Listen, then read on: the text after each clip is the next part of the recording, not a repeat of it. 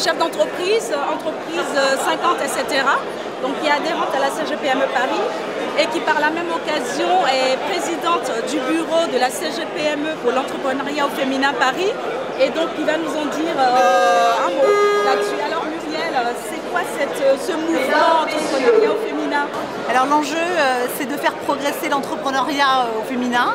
Quand on voit que 47% de la population salariée sont des femmes, on s'aperçoit qu'il y a moins de 20% en tous les cas à Paris de femmes qui sont chefs d'entreprise. Donc on a un peu de chemin à faire. Et au sein du club entrepreneuriat au féminin, ça va être de permettre aux femmes de libérer la parole sur le sujet, accompagnées d'hommes et de nous donner les moyens de créer, de développer ou de reprendre des entreprises. Pourquoi développer justement ce club-là au sein de la CGPME Paris?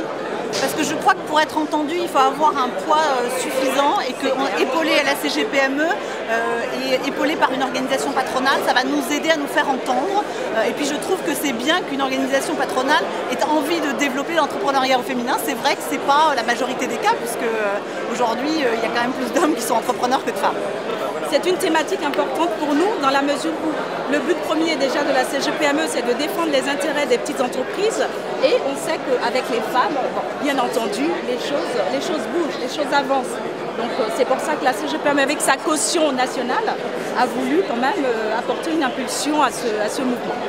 Je crois aussi que ce qu'il faut bien voir, c'est qu'en ayant plus de femmes chefs d'entreprise, on va pouvoir faire changer une partie du jeu économique en France. C'est-à-dire que quand on regarde les raisons pour lesquelles les femmes créent des entreprises, elles sont assez différentes de celles des hommes. Et c'est en prenant le meilleur des deux qu'on arrivera peut-être à avoir une société aussi plus dynamique, avec une économie qui continue à avancer, qui crée de la richesse.